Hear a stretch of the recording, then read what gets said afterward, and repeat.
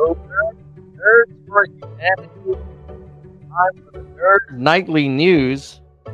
Been a while. I haven't seen you guys in a few weeks because I spent a little over 2 weeks in New Hampshire working as a volunteer full time on the Dean Phillips New Hampshire primary campaign, which was an absolute bucket list experience, crazy intense.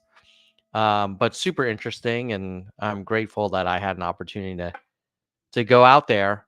I'm happy to talk a little bit about that experience later on, but for now, let's hit the top stories in the news, and we're going to try and hit that in 15 minutes or less. So the first story we have will be about, let's see, the New York Times on the Biden border crisis and how it affected Biden's immigration plans. Then the next one is about the attack on U.S. troops in Jordan and the likely response to that.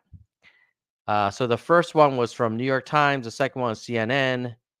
Then we're going to head over to the Wall Street Journal that has a story about Elon Musk's $55.8 billion pay package.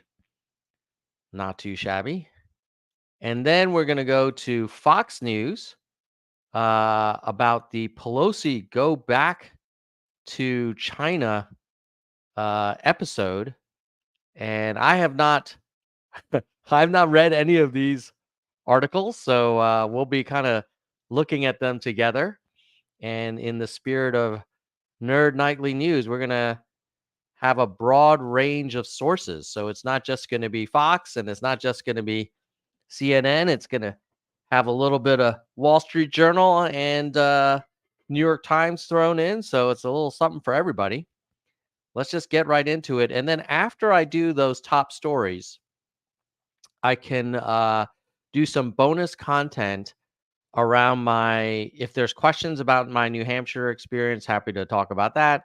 But then we'll also look into the latest polling, both in the Trump versus Biden, Trump versus Haley, Biden versus Phillips, the whole range. We'll look at South Carolina and nationally as well. Ooh, I hope you guys can hear me.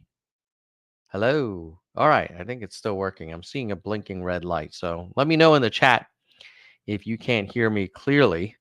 But we'll go to the New York Times story on how the border crisis shattered Biden's immigration hopes. An examination of Biden's record reveals how he failed to overcome a surge in new arrivals and the political obstacles in both parties. So we're not going to read the whole article, but let's see what we can skim here. On Biden's first day in office, he paused nearly all deportations. He vowed to end the harsh practices of the Trump administration, show compassion towards those wishing to come to the U.S., and secure the southern border. For Biden, it was a matter of principle. He wanted to show the U.S. was a humane nation. But those promises have been set aside as chaos engulfs the border and imperils Biden's reelection hopes. The number of people crossing the United States has reached record levels, more than double than in the Trump years. The asylum system is still all but broken. On Friday, in a dramatic turnaround, Biden implored Congress to grant him the power to shut down the border so he can contain one of the largest surges of uncontrolled immigration in American history. All right. If I'm given that authority, I would use it the day I signed the bill into law. All right. So we won't read the whole article, but you can clearly see a pivot because I don't think I remember Biden calling the southern border a crisis situation, nor did he talk about the need to shut down the border. It was mostly around how we were going to be, oh my God, look at this, more humane than the Trump years. And it sounds like he probably overcorrected and went so far in the other direction of Trump that he kind of let the border get out of control. And, better late than never. But certainly, this is a this is going to be an issue for him in the election, and I'm sure the Republicans are not going to uh, kind of let him forget about that. On the other hand, it does sound like Biden did instruct his representatives to negotiate and basically give the Republicans what they wanted. But now Trump is saying, "Hey, don't give Biden any border deal," which now I think in a way absolves a little bit of Biden in terms of his responsibility, because he can say, "Hey, look, in January I offered to uh, make a deal, and Trump didn't want to do it." Now, if I were to play this one down the middle, I would say, well, hold on, man. If you're saying that now it is a crisis and the border needs to be shut down, that didn't happen in the last few days, that border issue. And Biden has been in office, since 2021, and all of 2021, all of 2022, all of 2023. And, why didn't he propose some more bold action on the border earlier? Now, some people will say, well, he did have a plan that he released when he first got into office, but there's a difference between putting a plan out there and really pushing for it. I mean, would have taken some political capital, and he probably would have taken some heat from his left. But in a way, like part of Biden's appeal was that he did present himself as a very kind of centrist, bipartisan guy. Any rate, I'll let you all judge. But I mean, it says a lot that the New York Times. I mean, this is not like Newsmax. This is the New York Times saying that this is a crisis, that it has reached record levels, that the asylum system is completely broken, and that Biden's doing a big pivot there. So that's the New York Times on Biden's border performance. Next, we're going to look at CNN on Biden says he has decided how to respond to attack in Jordan. President Joe Biden told reporters Tuesday he has made a decision about the U.S. response. Asked whether he has decided how to respond, Biden said yes, but declined to provide details. A Sunday attack on the small outpost was the first time American troops have been killed by enemy fire in the Middle East since the beginning of the Gaza war. Administration officials have feared that outcome since the October 7th Hamas attack on Israel, because it would require a strong American response, which the administration has worried could lead to a broader conflict. President reiterated that he is hoping to deter a broader conflict as he prepared to depart for a fundraising swing in South Florida. "I don't think we need a wider war in the Middle East. That's not what I'm looking for." Killed service members were identified as Sergeant Rivers, Sergeant Sanders, Sergeant Moffett. Um, Biden spoke Tuesday with the families. So now on this one, like on the border, I kind of feel like Biden does deserve a little bit of criticism given the current lack of control. On this one, I think he's been dealt a pretty tough hand, and I kind of like that he hasn't gone overboard in his response. At the same time, there have been 3 American soldiers killed, so you've got to have a response, and it has to be proportionate to the deaths of U.S. troops.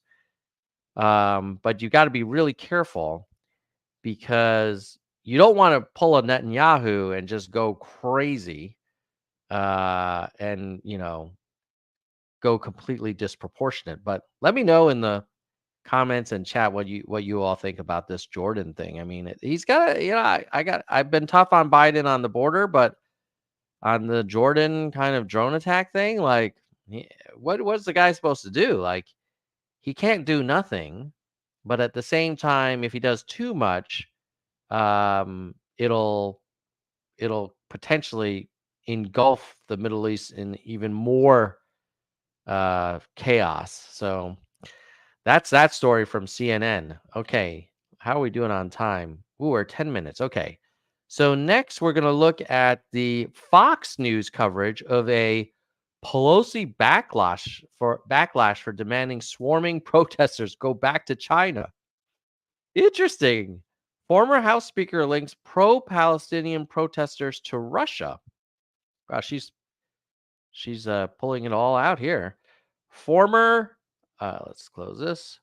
Former House Speaker Nancy Pelosi was blasted on social media after a video surfaced from October in which she told pro Palestinian protesters from Code Pink to go back to China, where their headquarters is. In October, Pelosi told our members calling for a ceasefire to go back to China. Code Pink posted on X, which is the service formerly known as Twitter, along with a video of Pelosi interacting with protesters. These same women would have been protesting for peace at her house for 17 years. Pelosi takes thousands of dollars from AIPAC every year. Who's the foreign agent here? Social media users criticized Pelosi, including trending politics co-owner Colin Rugg, who posted on Twitter that Pelosi has lost it. Pelosi is making Joe McCarthy look like a model of restraint and consistency. Well, you know what? You know you're reading a Fox News article when it's uh, pretty tough on Pelosi. Why the hell would she say? If we couldn't even say that the effing COVID virus was from China, I expect every news agency in America to interrogate Pelosi for her racism. Pelosi was presumably referring to the New York Times report tying Code Pink to a Chinese propaganda network. This week, Pelosi suggested that protesters calling for ceasefire in Gaza are connected to Russia. Okay, well, I don't know about this whole go back to China thing. That doesn't sound like a really, uh, you know, positive thing to say to anybody. But I do think it does highlight how the Democratic Party, or at least the, let's say, establishment winning of the Democratic Party, has a perception, at a minimum, a perception of being very one-sided on the Israel-Gaza thing.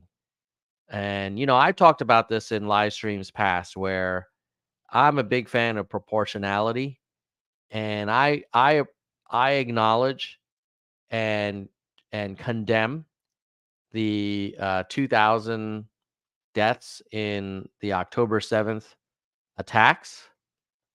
But I think the Gaza death toll now is probably um oh, it's 1,200. Yeah, it's 1,200 on October 7th. But I think the Gaza death toll is probably close to 25,000. Let me see. How many death toll in Gaza? 26,000. So 1,200 plus I think 100 hostages remain for 26,000 dead in Gaza. That seems disproportionate to me. And so I do understand why there are a lot of people who are challenging the Democratic Party for being kind of all in on the Netanyahu policy when Netanyahu's not super popular within Israel even. Like I think his approval rating is pretty low. So anyway, that's a story from Fox News on Pelosi. A video of her surfacing, telling Code Pink protesters to go back to China, and then later linking pro-Palestinian protesters to Russia. Okay, now Wall Street Journal. Elon Musk $55.8 billion Tesla pay package struck down by judge. A Delaware judge struck down Musk's multi-billion-dollar pay package at Tesla after finding the process for securing its approval deeply flawed. The decision, issued Tuesday, calls into question how Tesla's board plans to compensate Musk. It also puts greater attention on Musk's personal wealth. While in recent years he has been ranked as the world's richest person, most of his resources are tied up in shares of his company. The process leading to the approval of Musk's compensation plan was deeply flawed, citing Musk's extensive ties with those determining his pay deal, which shareholders approved in 2018. The pay package was valued at a maximum of 55.8 billion. Musk was the paradigmatic superstar CEO who held some of the most influential corporate positions, enjoyed thick ties with the directors tasked with negotiating on behalf of Tesla shareholders, and dominated the process that led to board approval of his compensation plan. Wow. All right. So there you go. Those are your top stories. Just to summarize, we started with Biden uh, on the border crisis and basically pivoting from saying, hey, we're going to do everything different from Trump.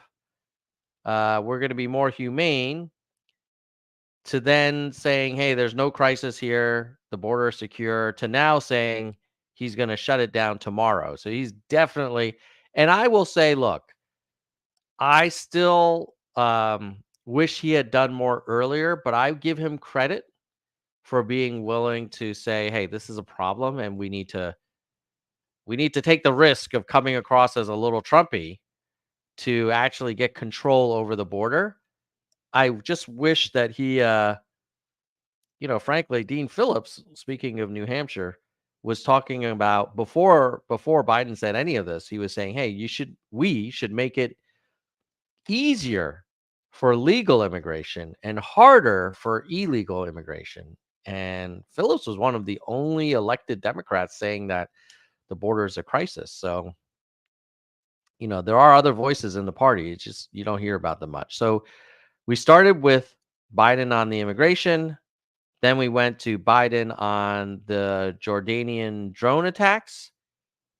Sorry, the Iranian drone attacks in Jordan. And I'm gonna kind of change my position on this one with respect to Biden. Like, I think he's doing it right. I think he's being very cautious, as he should, and I give credit to him on that. But just not on the border. And then you've got the Fox News story about Pelosi. I mean, this is basically Fox just being kind of snarky about Pelosi. Like, I don't think they really care about Gaza or Code Pink, but I think they do like the idea of kind of rubbing rubbing Pelosi's face in it. That saying like, "Hey, look, you're kind of uh, playing the China and Russia card on this issue." And then we ended with Elon Musk's amazing pay package, which consists of 12 tranches of stock option, which has a maximal value of 55.8 billion. Oh my goodness. I mean, you got to give credit to Musk. I mean, he's a pretty once in a generation leader, but that is a lot of money. Okay. So, what I'm going to do next is highlight some chats. If you have questions about my New Hampshire experience, feel free to put them in the chat. I'm happy to talk about it. And then I'm going to look at the latest POTUS 2024 polling: Trump v. Biden, Trump v. Haley, Biden v. Phillips. I wish I could show you Trump v. Phillips, but there aren't any polls that measure that, not yet. But that wraps up today's news segment. Now, before I get into questions and highlighting the chat, I do want to thank the people who make this channel possible and keep this content running, which are the YouTube channel members. And if you're watching this and you like this content, you want to see more of it, please consider becoming a member. We currently don't cover all of our costs for running the channel in terms of subscriptions to some of these news sources, as well as the podcast hosting fees. And if you listen to audio podcasts, make sure you also subscribe to Nerds for Humanity audio podcasts. But let's start with our biggest member, which is Soldier One, who is our senior vice president. Oh, I'm going to give you some outro music. Okay. Soldier One, senior vice president, supporting this channel for 45 months. Freaking OG. Then VP level, Kristen Slevin and Bike Bike. Kristen is at the 4-year of support mark, and Bike Bike's almost at 40 months. So those are our two VPs, with Soldier One being our senior VP. Then we got our hardcore nerds, Gene, David, DK, Mr. History, Yang, Dean, Galessa, Mona, Dana, Jason, Jay Perrin, Jekalego, Daniel, Vaughn, Mickey, Unkiyu, and Yoda. And then our verified level, which is only $1.99 a month. Wow. Lisa has been a member for 49 months. She might be our oldest member. Lisa, Brandon, Sophia, Ben, Doris, Shoni, Dr. Karen, Brittany, Kevin, Mai, David, Nicholas, Juana, Roberto, Jackson, Lori, Zig, William, Emerald, Lantern, Cindy, T, Hope, Alice, Mike, and Jeremy. And let's see, across all of our members, let's see who's our oldest and youngest. So our oldest members are Lisa, Jean, and Kristen. Lisa is at 49 months. Amazing, amazing. And our youngest nerds, Alice, Shan, Lantern Morgans, and Cindy Nye. All right, so those are our members. So thank you, members, for supporting the channel. Now let's go into the chat. Let's see what people say. Vaughn says, hey, can you paint a picture for your experience in the New Hampshire adventure? Yeah, I'm happy to do that. I'll give you like a quick summary, and then you guys can ask me follow-ups. If you've never worked on a political campaign, it is a freaking the first thing that comes to mind is it is a young man's job, a young person's job. I don't think you are able to get the full 8 hours sleep doing that job. It is a 7-day-a-week thing. Like, you don't get weekends off. And you're in, I helped out a lot with the advanced team, and there were times where we had meetings at 11 p.m. And then you'd get up super early. And it got to the point where I was only there for like 2 weeks and a couple days. And I tell you what, I don't know if I could have gone a few more days. Like, I reached a physical point where, like, I needed to recharge. So hats off to anybody that works on a political campaign, like multi-state. Like, they're warriors, man. All right. Let's see. Yeah. Hey, Vaughn. Thank you for acknowledging that. It was hard, especially for my wife. So, thanks to Wendy and the boys for keeping holding the fort while I was gone. Okay. Oh, thank you, Gigi, for confirming that the audio is still working. And let's see. Jeremy says Biden was also at the White House for 8 years previously, in the Senate for 35. The border issue is a failure of the establishment, and Biden is the establishment. Yeah, I hear you. I mean, there was a point during the Trump administration where I thought Marco Rubio had proposed some comprehensive immigration reform, and I think Trump didn't want to do it either. But that's not to deflect Biden's responsibility.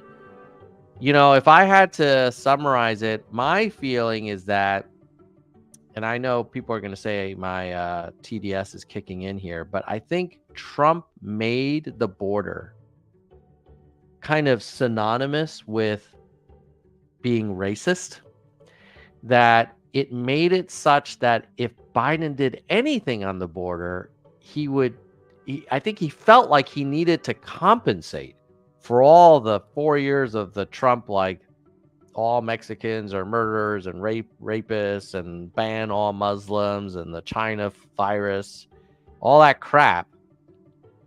So I understand why Biden was like, hey, new sheriff in town, we're going to be humane. I don't know if he ran the numbers on, hey, what would we do if, twice as many people applied for asylum during our term? Should there be any limit on asylum applications, especially given that it takes years to process people? And I don't think Biden did that. I think he, to his credit, he was working on the Inflation Reduction Act. He was working on the CHIPS Act. Early days, he was trying to get the vaccinations out. So he had his hands full. But that border issue, I mean, you watch the videos of just streams of people crossing over, and it's the current asylum process is crazy. Like, I think something like 90% of asylum applications are denied. So it's just a giant loophole that anyone.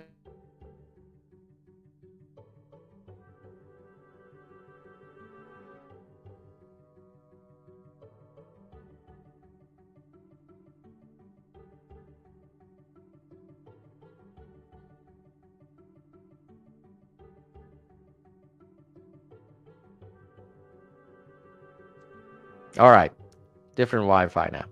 So I think part of the problem was because Trump made the border, he kind of like co-opted that issue. It used to be a bipartisan issue, and then he made it this MAGA issue. And now I'm not going to blame Trump entirely. Like, Biden should have just done the right thing for the country. But that is part of the reason why I think Biden didn't do as much. But I'm, credit to him for being willing to say, hey, this is a problem. We need to do something. And I hate to say it, but I kind of give credit to some of the Republicans for saying, hey, you're not going to get money for Ukraine unless you do some more on this border. I think they had a point there, but now that's bull that the Republicans aren't going to, like, he basically gave them what they asked for. And now he's not going to do it. And now they're not going to take the deal. It's like, come on, man. Now Republicans, if you really feel this is a crisis, there's no reason why you shouldn't take this deal. Like, basically Biden, rolled over and gave you everything you wanted. Okay, Jeremy, why do we have troops in Jordan conducting ops in Syria and the Middle East to begin with? Well, yeah, I mean, I think their argument would be it's to go after the remnants of ISIS, but I just think the number of bases that we have, and this is something that Dean Phillips has talked about, like, why do we have hundreds of bases all over the world when we can't even house our own veterans? That we have like homeless veterans. Like, those two words should never go together. So at any rate, but you're right. There we make we're very present all over the world. Blast of fresh air. Yeah, the Jordan thing hasn't been talked about that much. But it's a big deal. Like, anytime you have U.S. troops getting killed, like, that's a risk of escalation and a need for a strong response to deter future attacks on U.S. troops. Most people care about the Super Bowl. Yeah, I mean, I'll be honest, I was rooting a little bit for the Ravens.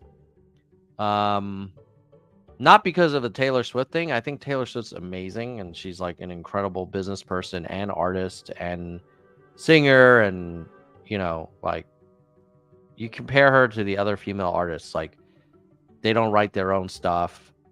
They aren't willing to kind of have the conviction that she has and the business savvy. But I was hoping that the Ravens would win, because I kind of feel like Mahomes and the Chiefs are like freaking Brady and the Patriots. They're just like too strong. And now they're going to play the Niners. And as a Seahawks fan, like, I'm definitely not going to be rooting for the Niners. So I may have to root for Mahomes and Kelsey, which wouldn't be too hard. I mean, they're probably going to do pretty good.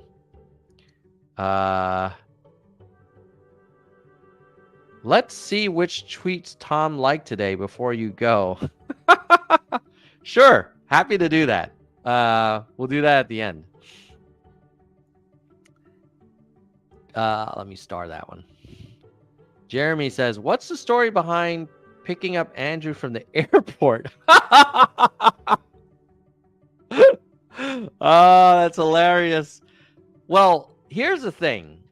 Like, when you work on a political campaign, it's like a tech startup. Like, you just do whatever it takes. So there were some days where they're like, hey, go pick up Andrew from the freaking airport. And then there were other days where it was like, hey, give us feedback on this policy brief. And then there were other days where it's like, hey, respond to 500 text message replies where people are asking for questions about events and things. And then there were a lot of days where it's like, hey, go set up this event and put up like, 100 placards to turn this room into like a very, Dean Machine feeling vibe so that the event, goes well. And so there was one day where I picked up Andrew from the airport. The guy is a force of nature, man. He is really has boundless energy. And we're similar age. I might be like slightly older than him, but we're very similar. And it's not easy keeping up with that guy. It's pretty incredible. And he definitely has, like, as the my kids would say, I think they would, I'm not sure if I'm using this right, but he has some riz. Yeah, but the story was he was flying in. I had to pick him up. And then he's like, hey, let's get some food. And I was like, okay. And then we go to this pizza place and he like canvasses every table there. He's talking up the owners. Then brought him to the hotel, helped him print out his endorsement speech. And then the next day, the day after that, I drove him around because he was doing some other events. So yeah, that's a story, man. What's it like hanging out with him one-on-one? He's not that different than what you see on camera. He's pretty much the same, to be honest with you. Still, good sense of humor, a little bit self-effacing, a little bit sarcastic. Definitely doesn't want to see Trump reelected. He definitely believes that Dean is our best chance at avoiding another Trump term. And I think he's super impressed with what Dean brings to the table, So yeah, that's that. Yang also has a very voracious appetite. He seems like he can put down some calories in a way that I'm unable to. So yeah, Yang's a great guy, and I hope I see him again soon. How many Yang Gang guys did you meet in New Hampshire? I mean, there's a lot of Yang Gang that are on the Dean team in the campaign apparatus. And then there's a lot of Yang Gang volunteers. So, I would say I wouldn't be surprised if like 5 to 10% of at least the hardcore supporters that were showing up also had a little Yang Gang kind of affiliation. Did you see small size YouTube channels following Dean? Not as not as much as, sorry, I just coughed into the mic. Not as much as during the Yang days. However, I do want to remind everybody that Yang started way early. And by the time New Hampshire happened, I think Yang had spent like $40 million. So he had been out a long time. Whereas Dean, his campaign is like pretty much, a last minute switch, which was like, he tried to get everybody else to run. He tried to get Whitmer, I think Pritzker, Newsom. He tried to get RFK to come back into the primary, just for everybody to compete. And nobody did. In fact, I mean, RFK actually left the primary system. And Newsom's like this weird kind of, I was telling my wife the other day, this morning, I was like, she's like, is Newsom running? And I was like, no, he's kind of like that guy that's hanging around the couple waiting for the boyfriend to get dumped. It's a little smarmy, if you ask me. And so Newsom's not running, Whitmer's not running, Pritzker's not running, and they're hoping to run in 2028, or if there's some disaster that the party kind of anoints them in some backroom deal. But yeah, to answer your question, there was a TikTok influencer who followed Dean around a little bit, but for better or for worse, Dean is a very, in the best way possible, like pragmatic, Midwestern, 3-term congressman, former CEO of a very large business. He is not an internet kind of sensation the way that Yang was and is. And I think that will be to Dean Phillips's advantage in the long run.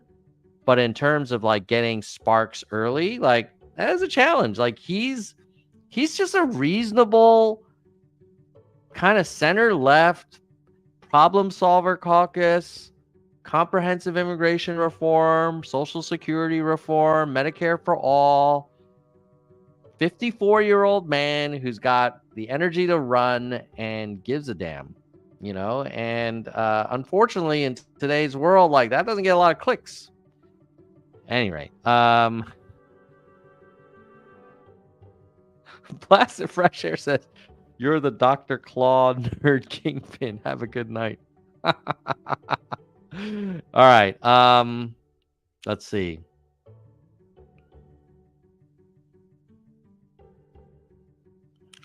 Dr. Spider says, what mind control were you in, nerd, in 2011? How were you supporting? I'm not sure what Dr. Spider is saying. But in 2011, that's easy. I was supporting Obama. I was a huge Obama fan. I still am a huge Obama fan. Okay. Let's see. Spider-Man, good to see you, buddy. When Dean is president, is he going to be transparent about UFOs?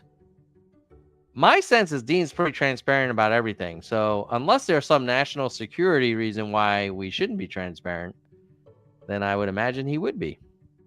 I mean, Dean's like, he just does the right thing.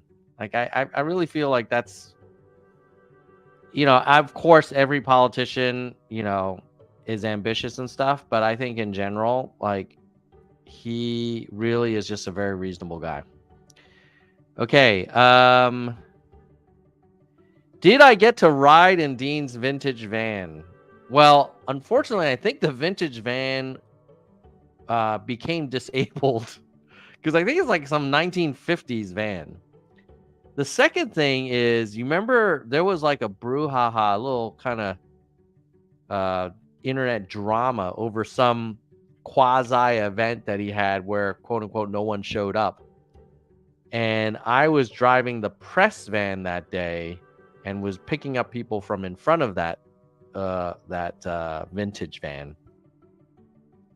And it is amazing how that narrative that, oh, nobody's going to Dean's events was so strong when we were on the ground. And, by the week before the primary, we were having like 200 people plus at every event. And as everybody knows now, there were 20% of primary voters who supported him. And I think that amounted to something like 5,000 votes. Let's see, New Hampshire primary results. 24,000 votes. 24,335 people. So next time you see like the media talks smack about Phillips, remember that 24,435 people voted for Dean Phillips, like went in the cold on one day, filled in his little circle. And this is a man who the media was saying nobody's going to his events. Well, how did 24,000 people decide to go out on a cold winter's morning when obviously the massive kind of favorite is going to be Biden getting a nomination? Like, that says a lot. So it's a long way of saying I did not ride in the van, but I saw the van a few times, and it reminded me of how flawed the media coverage is. And it this is another one of those things where, because Trump has made any story critical of him, he calls it fake news. It makes it harder to call BS on the media because you don't want to be associated with like all of Trump's chaos. But I think, like many things, border, international trade, kind of level playing field, um, media kind of influence, like Trump has some degree of truth to what he's saying. It's just that he goes like 1000% overboard and then makes it so that even reasonable centrists can't freaking, fathom agreeing with him because he's just so freaking crazy about stuff. Okay, Vaughn, in your honest opinion, is Dean a better presidential candidate than Andrew? Yes. Yes, he is. He absolutely is. Now, is Andrew incredibly smart, bordering on genius? Yes. Does Andrew have boundless energy and enthusiasm? Yes. Does Andrew have amazing charisma? Yes. But your question is, who would be a better presidential candidate? And I would argue that voters want someone safe. And a former CEO of two successful businesses who has been reelected into Congress twice and initially elected by flipping a red district blue,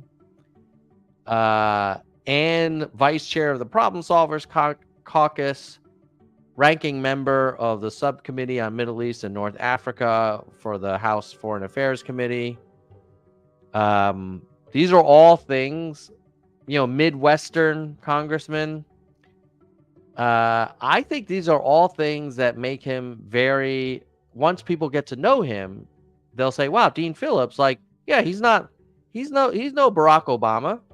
But we don't need another Barack Obama. I mean, I'd take one if we had one, but we don't need one to win in November. What we need is, frankly, a generic Democrat who doesn't look as crazy as Trump, but looks a little bit more on top of things and energetic than Biden, and doesn't have the border baggage or the Netanyahu baggage. And probably, I would argue, would have a stronger running mate as well. So, yes, to your question, Bon. As much as I love Yang, I think Dean, for right now, is the guy. And I think if Yang had run this time, I don't think he would have done as well. I mean, we know that when Yang ran in New Hampshire, he got 2.8%. And, Dean got 20%. Now, different competitors, different time, but, 20% for campaigning 10 weeks, not too shabby. Dr. Spiders. Larry Elder explains Obama. Do you think Obama united the country? I think the country became more divided after Obama, but I don't think it was Obama's fault. I think a lot of people were not ready for a black president, and the kind of right-wing media really had its way with painting this narrative that, oh, he pals around with terrorists, that he's a secret Muslim, that he was born in Kenya, and all this kind of otherism. So yes, I think the country has been more divided since Obama, but I also think that was inevitable, and maybe it's better that we kind of see where all of the kind of deep down division really is. I don't think Obama created the division. I think it was there, but it was kind of like papered over with candidates like Clinton and George W. and stuff. Okay. Spider-Man says, Tom, what does your brother, the Trump supporter, think of Dean? I think my MAGA brother first is very much in the we deserve a win. Our guy Trump was robbed, blah, blah, blah. The second thing my brother would say is your guy Biden is completely checked out. And then when I say, well, I'm supporting Dean, he's like, I've never heard of Dean. Dean isn't being covered in the news. Like, why are you even bothering? But then when I say, well, listen, this is what Dean thinks about the Middle East, that he thinks that Netanyahu went too far, that the settlement strategy needs to be reined in, that there should be a two-state solution, that Dean does. He's one of the only elected Democrats in, September, October, November to say that the border is in a state of crisis, that we do need more border security. Then my MAGA brother would be like, okay, well, your Dean guy sounds not as crazy as what he thinks Biden is, but MAGA brother will not leave Trump's side. I think MAGA brother is going to stick with Trump come hell or high water. JC Cat. Is that from a JC Cat? Is that the name? Oh, it's Jinxie Cat. That was from Father of the Bride. That's a strong statement you have. Now I'm curious. You should be curious. I definitely encourage anyone who hasn't looked at Dean Phillips, beyond the crap that people are saying on Twitter, just watch one of his town halls. They're on YouTube. I've got them on my channel. Listen to his stump speech. You will walk away feeling like, wow, this guy is just a breath of fresh air. Look, he's not like Rocky Road ice cream with like strawberries and shaved, coconut on top and all that. He's like, like chocolate and vanilla ice cream. Like, that's it. It's very safe. But when your alternative is like orange madness and, Joe Biden, which is like a ice cream that maybe is a little bit kind of like crusty, I'll take it. I want a bipartisan problem solver. I don't need a reality TV president, and I don't need a president that makes me worried about whether he's really going to be able to do a great job for the next 4 years. And so those are our choices. Like, it's Trump, Biden, or Phillips. There is no chance that the Republican Party is going to nominate Nikki Haley. Like, she's done in this. Like, people say, like, how can you support Dean Phillips? He's such a long shot. And then those same people, many of them are like, gee, I really hope Nikki Haley beats Trump. It's like, what are you talking about? In what planet does Trump not have complete dominance of the Republican Party compared to Biden's support in the Democratic Party, which is a mile wide and a millimeter deep? I mean, that is why You see people so anti-Phillips, and they're these Democrats. And the reason is because they know deep down inside that their candidate is weak. And so they're basically saying, how dare your no-name congressman from Minnesota challenge a sitting president? And you know what I would say? I would say, look, people challenged Obama after his first term. People challenged Bill Clinton after his first term. And you know what? Both of those guys, they won with like 90% of the delegates in the primary. And nobody worried because they were strong candidates. The only reason everybody's hyperventilating over Dean Phillips, how dare he run against the president, is because their feeling is that their candidate is like this very weathered car that's barely holding it together, and it's like, oh, hey, don't rock this car. Don't put your hand on the dashboard. Like, we got to get this thing over the line. We just got to get till November. And it's like, come on, man. If you are so concerned about your candidate, then you should think about nominating someone else. And then they're like, oh no, we can't. It's too late. It's like, no, it's not too late. It is not too late, because most of the country does not want another 4 years of Trump.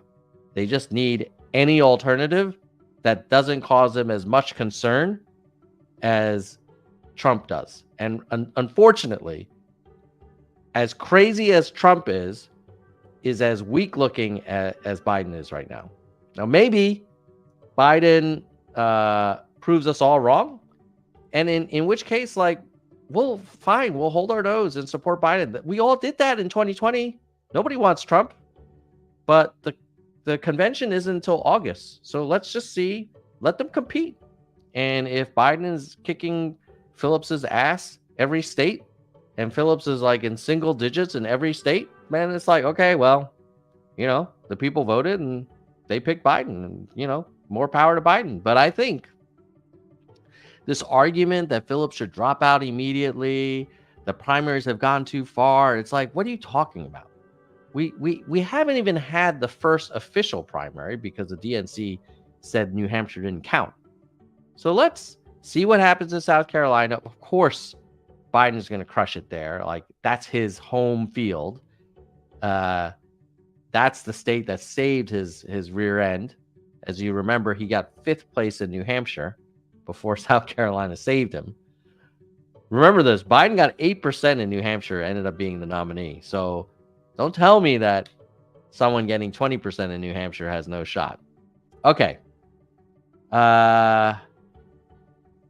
His brother would probably say, put America first. Yeah, that's true. My brother would say, he would say the words America first, and he would say Trump. And I would say, well, if you want to put America first, I would go with Phillips. Let's see. How are they not ready for a black president when we voted for him? Well, I would ask you this, like, what did Obama do to divide the country? Like, pass Affordable Care Act? Was that so terrible? Kim says, did you get any insight into Dean's UBI position? More pilot programs seem ridiculous to me, but I think I understand the political calculus. Okay, so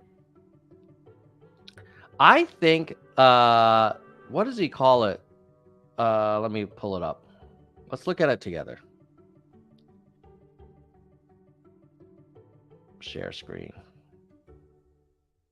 Okay. So we go to his platform, and I think there's something around economic inequality. Go here. He's got this thing called, okay, so pilot UBI, but then there's something else.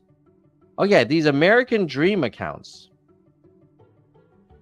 which is every child would get a $1,000 deposited at the year they were born, and then a $500 contribution every year till they turn 18.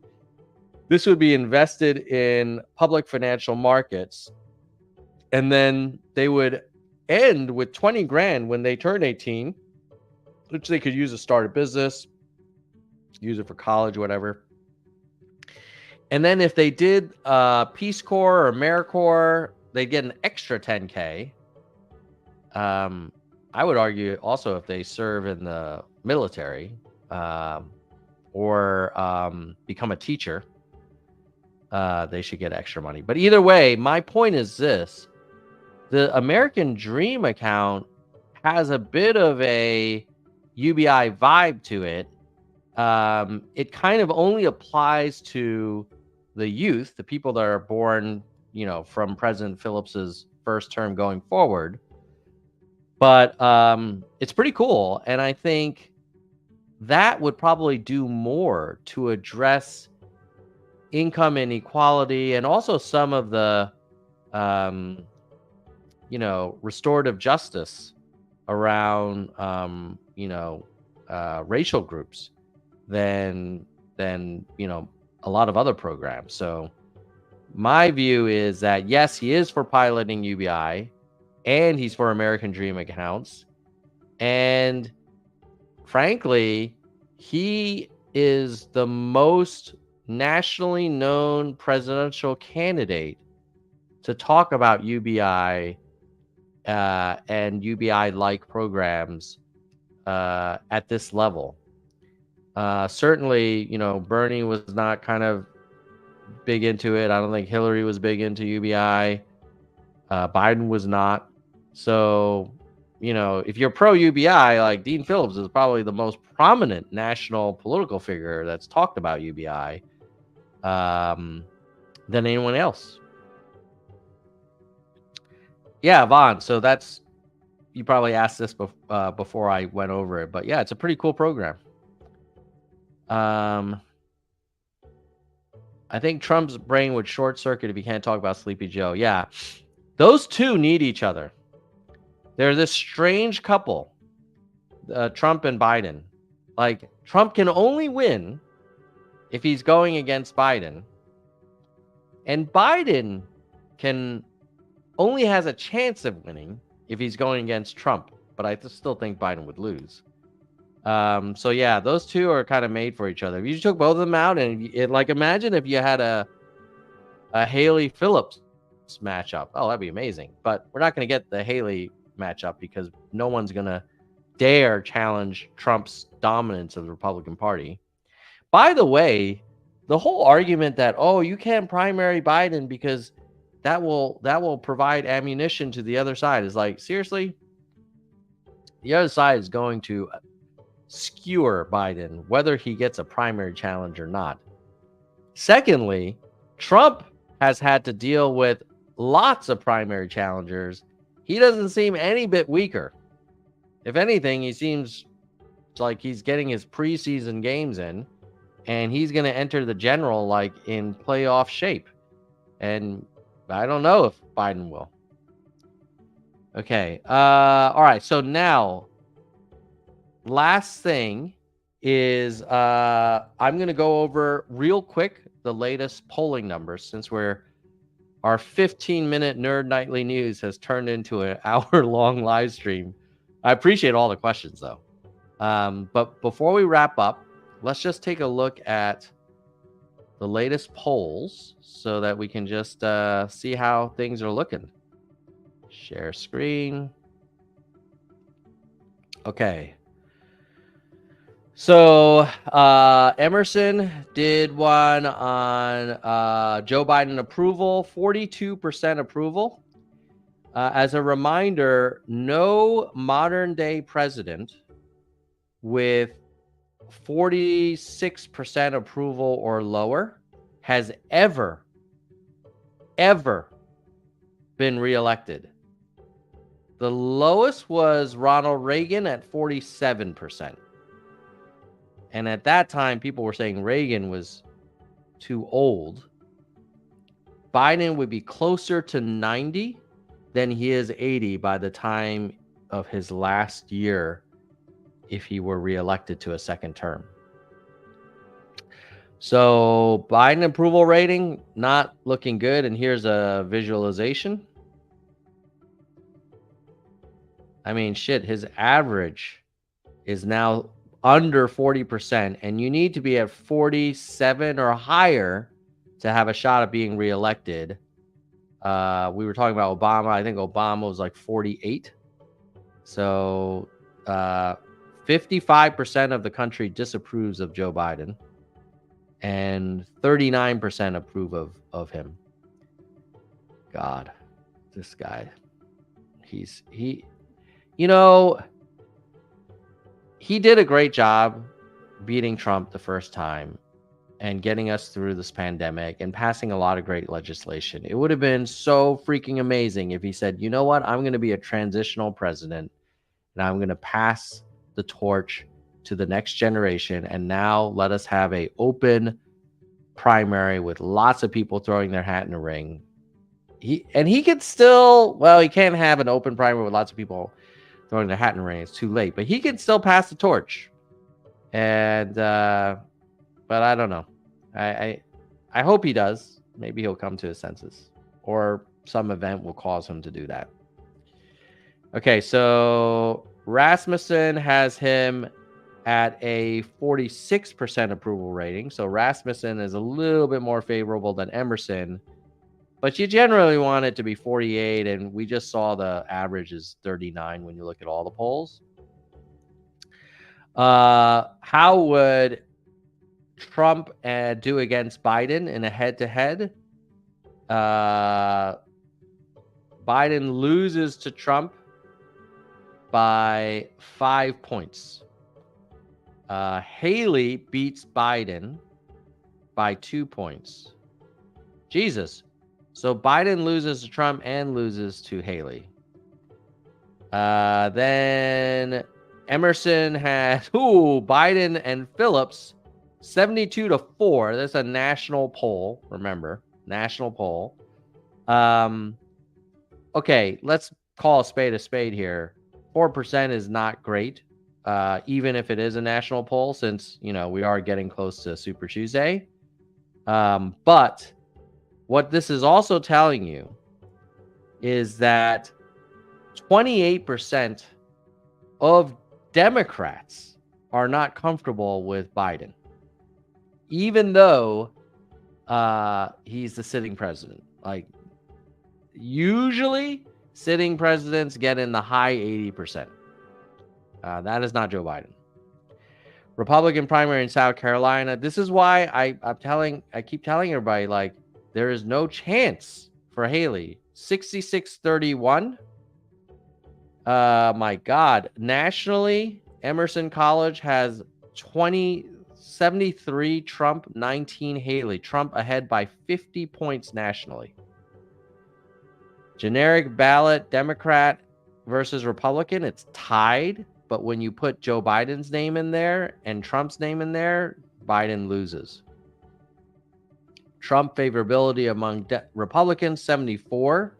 I mean, the fact that Trump and Biden have similar party favorability, given that Trump has been indicted and incited a insurrection, just says how unpopular both of these people are. But I would say Trump's hold over the Republican Party, his base, like, there's an enthusiasm gap. Let's just call it that. Yeah, look, Trump is not that favorable. He's only 42, and yet he's beating Biden in head-to-heads. So, that just goes to show how weak Biden is.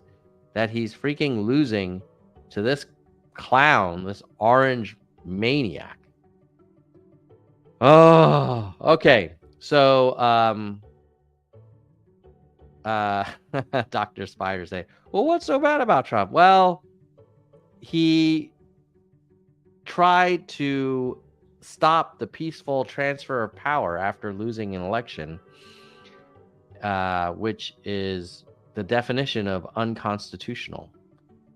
Then he chaotically mismanaged the COVID pandemic, saying it wasn't a big deal, but it was, and you shouldn't get the vaccine, but he would secretly, that you don't need a mask. But then he got airlifted to the hospital, like, and then his revolving door of cabinet members. Like, I think he had like a new chief of staff like every few months. It was a disaster. Like, nobody would run a business like that.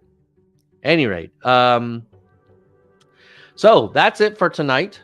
In summary, we did the news stories about Biden's immigration mess, Biden having a tough hand to play in Jordan, Nancy Pelosi's strange kind of China, Russia stuff, and then Elon Musk's incredible $50 billion pay package. Does kind of make you wonder if there should be a wealth tax. But and then we talked about my experience in New Hampshire and why I'm a very enthusiastic Dean Phillips supporter. And then we went over the polls, basically showing that Trump's not super popular, but he would still beat Biden, which tells you that people really have concerns about Biden. And hopefully I'm proven wrong. Maybe Biden will like kick ass for the next several states in the primaries, and he'll, be bounding from state to state and running up on stage and speaking forcefully and clearly and coherently about complex issues. I would love that. I would love that. But if we don't see that, I think we should think about Plan B. And his name is Dean Phillips. His middle initial is B. Maybe that's his middle initials for Plan B. Thanks for coming. And if you can't become a member to support this content, the next best thing you can do is like, share, and then comment below on do you think the Democratic primary voters will rally behind Biden from now until August? Or do you think, I have a feeling Biden's going to commit some unforced errors and cause a lot of Democratic primary voters to reassess? But could be wrong. We'll see. Bye, nerds. Like that. Like it. Share it. Comment. Do all that.